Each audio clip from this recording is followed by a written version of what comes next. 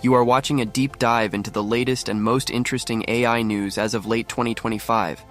In the next few minutes, I will walk you through the biggest breakthroughs, the most important policy changes, and what they mean for your work and everyday life, all in clear language you can read straight from this script. Let us start with the race at the very top of AI capability. Anthropic has released a new flagship model called Claude Opus 4.5. In internal engineering tests, Anthropic says this model outperformed every human candidate they have ever evaluated for certain complex programming and reasoning tasks. That does not mean it is generally smarter than every human, but it does show that for well-structured technical work, these systems are now matching or exceeding strong professional candidates. This is one of the clearest signs yet that advanced models are no longer just assistants. On some benchmarks, they are rivaling top human specialists. Not to be outdone, OpenAI has rolled out GPT 5.2. In OpenAI's own GDP-Val benchmark, which measures performance on economically valuable real-world tasks, GPT 5.2 with thinking mode turned on now matches or beats human experts on about 7 out of 10 tasks. It also leads other top models like Claude Opus 4.5 and Google's Gemini 3 Pro on that particular evaluation. That said, it still loses to some rivals on specific problems, such as financial simulations, which reminds us that even top models have uneven strengths.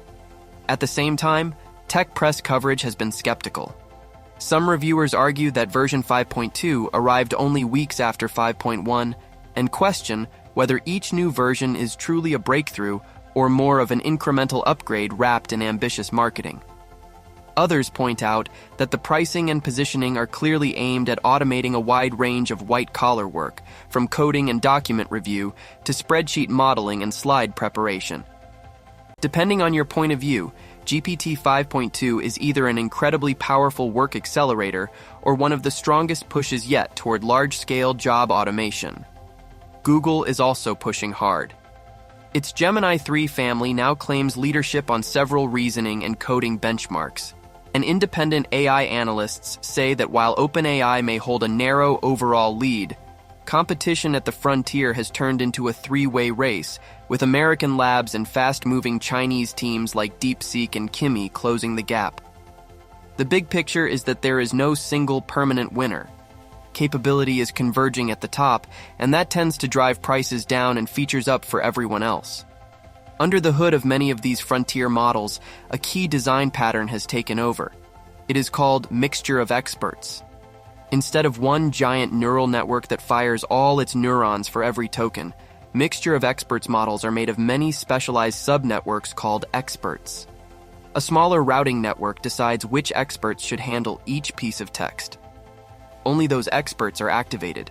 The result is that you can have a model with hundreds of billions of parameters, but at any given moment, it only uses a fraction of them. That makes it more efficient and allows much larger models to run in practice. NVIDIA has leaned into this design with new Blackwell-based systems, branded GB200 NVL72. These racks connect 72 GPUs with extremely fast links into what is effectively a single giant computer designed for mixture of expert serving. NVIDIA claims that for top open-source models like Kimi K2 Thinking, DeepSeek R1, and Mistral Large 3, this hardware can deliver about 10 times more performance at roughly 1/10 the cost per token compared with the previous generation. If those numbers hold in the wild, it means the most capable reasoning models will get significantly cheaper and more widely deployed. Zooming out, the latest State of AI reports describe 2025 as the year AI became an industrial-scale technology. We are now seeing multi-gigawatt data centers designed specifically for AI workloads, often backed by sovereign wealth funds and national governments. Power supply, not just chips, is becoming the key bottleneck. At the same time, the majority of working professionals in surveys say they now use AI tools at least weekly, and many pay out of pocket for premium versions. In other words, AI has moved from experiment to basic infrastructure in the span of about 3 years. OpenAI has tried to put this in context. In a recent update on progress and recommendations, they argue that we have moved far beyond chatbots. They expect AI systems over the next few years to handle tasks that would take a human days or weeks, and eventually, tasks that would take people centuries. In their view, current models are already 80% of the way toward what a junior AI researcher can do. They predict that around 2026, we will see systems routinely making small scientific discoveries, and by 2028 and beyond, much more significant ones. That prediction lines up with what is happening in healthcare and life sciences. Researchers in Europe have built AI systems that analyze brainwave data from EEG recordings and can distinguish between healthy patients and those with different types of dementia, including Alzheimer's and frontotemporal dementia. One of these systems combines temporal convolutional networks and LSTM networks to achieve over 80% accuracy. A second system uses federated learning to train across hospitals without centralizing patient data. Remarkably, it reports over 97% accuracy on some tasks, while still providing explainable highlights that show doctors which parts of the signal drove the diagnosis. Another group at Harvard and partner institutions has built a model called POP-EV that predicts whether rare genetic variants are likely to cause disease. In tests, POP-EV identified more than 100 previously unrecognized variants that appear to explain undiagnosed rare disorders. This kind of tool does not replace geneticists, but it can drastically speed up the hunt for answers for families who have been searching for years. Medical imaging is changing as well. Philips has unveiled a new AI-powered cardiac MRI suite that combines faster scan acquisition with smarter automation. One feature can set up a complete heart scan in under 30 seconds. Others can correct for a patient's breathing or heartbeat irregularities and generate sharp images even for people who struggle to hold their breath. When paired with new helium-free scanners, this technology is aimed at making high-quality cardiac imaging cheaper, faster, and accessible to more patients. Outside of hospitals, AI is also reshaping how we design clinical trials. A new platform called Netra AI uses large language models and explainable AI techniques to sift through huge volumes of medical records and research data to propose better trial designs and smarter patient selection. The goal is to increase the chances that a trial will actually answer the question it set out to study and to make it easier to recruit the right mix of participants. Taken together, these examples show that some of the most important AI progress is invisible. It is not a flashy chatbot interface. It is an algorithm quietly changing who qualifies for a trial, how quickly a disease is diagnosed, or how clearly a cardiologist can see a patient's heart. Now let us talk about how AI is changing work and automation. A joint study from Stanford and Carnegie Mellon compared 3 kinds of workflows: human-only teams, fully autonomous AI agent workflows, and hybrid teams where humans and AI collaborate. The result is fascinating. Fully autonomous AI agents were incredibly fast, completing tasks almost 90% quicker and using far fewer steps and dollars. But their success rate dropped by roughly 1/3 to 1/2, mainly due to hallucinations, misused tools, and brittle judgment.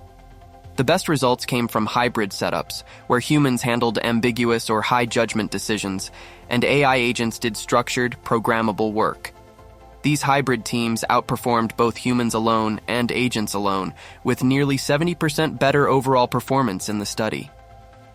At the system level, Amazon is investing up to $50 billion to build out AI and high-performance computing infrastructure for U.S. federal agencies. The plan includes new data centers that add more than 1 gigawatt of compute capacity across secure regions.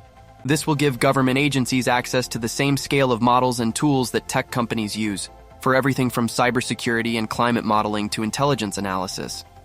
Inside Amazon's own warehouses, AI continues to train fleets of robots that can recognize, sort, and handle a gigantic variety of products without explicit programming for each item. Instead of coding every possible rule, engineers feed the robots large amounts of visual and sensor data and let learning algorithms find patterns. For workers, this raises long-term questions about which tasks will remain human-only, which will be collaborative, and which will be fully automated. In the consumer world, researchers and startups are talking about agentic commerce. Imagine an AI assistant that does not just recommend products, but actually buys things for you within spending limits you set. It tracks what you use, watches prices, and automatically orders refills or finds better deals. The same idea is spreading into travel booking, subscription management, and other routine spending. The convenience is real, but so are the questions about privacy, fraud, and how much control we are comfortable handing to machines that can spend our money. Meanwhile, academic labs are experimenting with new ways to organize AI systems. At MIT, scientists have shown that you can often beat a single giant model by letting a large model handle planning and rule enforcement, while smaller, cheaper models carry out the actual work steps. At Emory University, physicists have proposed a sort of periodic table for AI that gives developers a systematic way to choose or even derive the right loss functions for multimodal systems that juggle text, images, audio, and video. The theme is the same. We are moving from single monolithic models toward orchestrated teams of models, each good at something different. With all this activity, governments and regulators are scrambling to keep up. In Virginia, lawmakers are advancing rules that would restrict how minors interact with AI chatbots, especially in sensitive contexts like mental health support. The goal is to reduce the risk of unmoderated AI giving harmful advice to children. In New York City, the council has created a dedicated office to oversee AI systems used by city agencies. This office will audit algorithms, set deployment standards, and maintain a public registry of systems in use. At the federal level in the United States, a bipartisan bill called the AI Fraud Deterrence Act would sharply increase penalties for scams that use AI-generated audio, video, or text to deceive victims. Proposed punishments range from million-dollar fines to prison sentences of up to 20 to 30 years, especially for impersonating government officials or orchestrating large-scale fraud. The U.S. Patent and Trademark Office has also clarified its stance on AI-assisted inventions. Their new guidance says that inventions created with the help of AI are patentable, but only if a human still qualifies as the inventor. In other words, AI is to be treated as a tool, not a legal co-inventor. Researchers are working on safety techniques, too. One new method, sometimes called selective gradient masking, can surgically remove specific kinds of harmful mental health advice from a large language model without retraining it from scratch. That is important because millions of people are already asking general-purpose chatbots for therapy like guidance, even though those systems were never approved as medical devices. Stanford's Human-Centered AI Institute has published predictions for 2026 that say we should expect a rise in AI sovereignty, where countries either build their own models or insist on running foreign models on domestic infrastructure to protect data. They also expect legal professionals to shift from a simple question of whether AI can draft documents to much more rigorous testing around accuracy, citation quality, and confidentiality. Finally, let us talk about what all of this means for you. First, the trend line points toward more capable and more specialized AI systems, not just bigger ones. Frontier models are getting faster and cheaper to run because of mixture of experts, architectures, and new hardware. But some of the most interesting advances are in how we combine models with each other and with human experts. Second, healthcare and science are likely to be among the biggest long-term winners. Diagnosis, trial design, imaging, and genomics are all demonstrating meaningful improvements from AI tools. That does not eliminate the need for doctors or scientists, but it changes which parts of their jobs are most valuable and most human. Third, the best results in organizations so far come from hybrid human plus AI workflows, not from pushing humans aside. The evidence suggests that you should think about where you want judgment, values, and accountability to sit with people, and where repeatable pattern recognition and automation can safely be handed to machines. Fourth, regulation is moving from abstract debates about existential risk to very concrete rules about fraud, child safety, inventorship, and government use. Expect more audits, documentation requirements, and transparency obligations around AI systems that affect people's rights and money. So if you are watching this and wondering what to do next, here is a practical way to think about it. Treat AI as becoming a new layer of infrastructure, like the internet or electricity. Learn enough to understand its strengths and weaknesses in your field. Look for one or two processes where a hybrid workflow could give you a clear win in speed or quality. Start there, measure the results, and keep a human in the loop for decisions that carry serious risk. The story of AI at the end of 2025 is not just about one model being on top. It is about a whole ecosystem maturing at once: hardware, models, tools, safety techniques, and law. The next year will likely bring even more capable systems, but the organizations and individuals who benefit most will be those who learn how to collaborate with these tools thoughtfully, instead of either ignoring them or trusting them blindly. Thanks for watching, and stay tuned. The pace of change is not slowing down, and understanding these developments is quickly becoming a core skill for almost every profession.